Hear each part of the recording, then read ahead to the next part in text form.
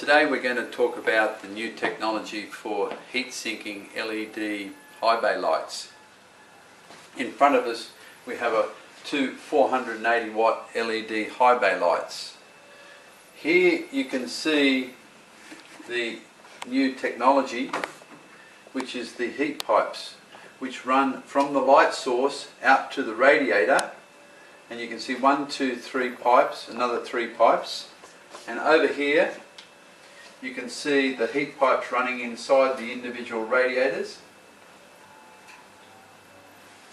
These heat pipes produce like superconductivity to take the excess heat that's being generated at the light source to keep the junction temperature of the LED lights at a low level, and much less than 120 degrees Celsius.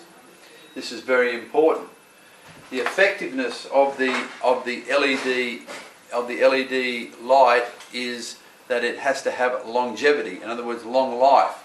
In order to have long life, you must keep the LEDs, the LED chips, cool. In order to keep the LED chips cool, the intention is to keep the junction temperature low. That's the P and N junction temperature. So what I'm going to do, I'm going to demonstrate here with this thermocouple meter. Here I have a heat pipe.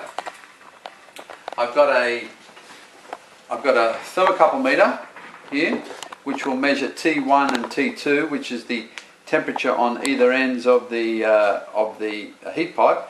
Here is a heat pipe. I'll put the heat pipe into the water like so, and then what I'll do is I'll pour the water into the heat pipe. We will compare the top and the bottom reading of the thermocouples as the hot water heats the heat pipe. So here we go. Watching the temperature. The temperature on the supply point is 69.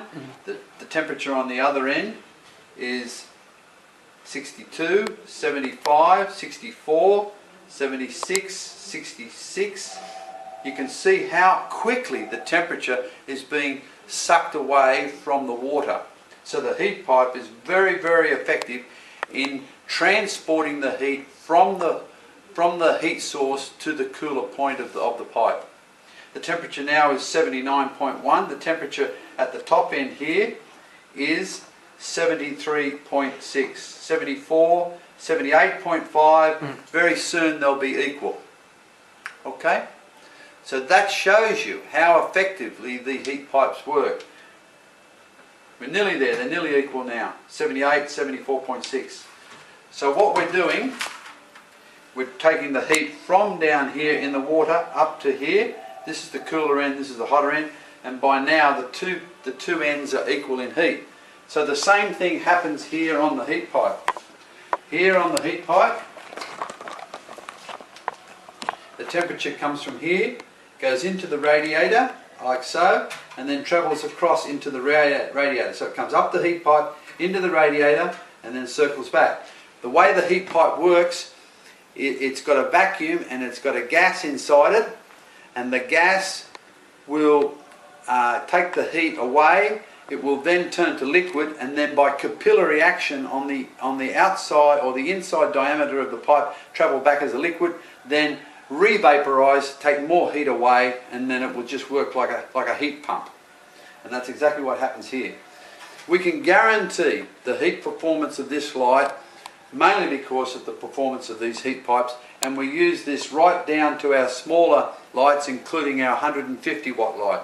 We use the heat pipe technology, and it can take enormous amounts of heat and transport enormous amounts of heat by using this technology, which is actually originally developed.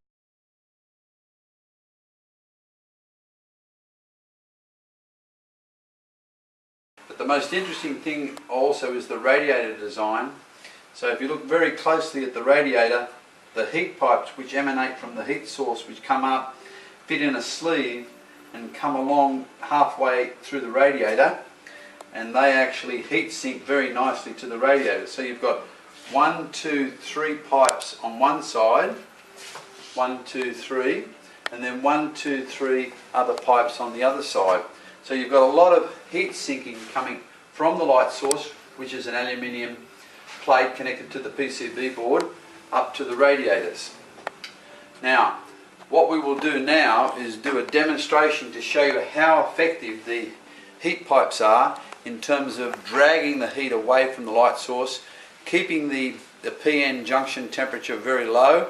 By keeping the PN junction of the LED chip low, we guarantee the longevity of the chip, we guarantee the longevity of the light.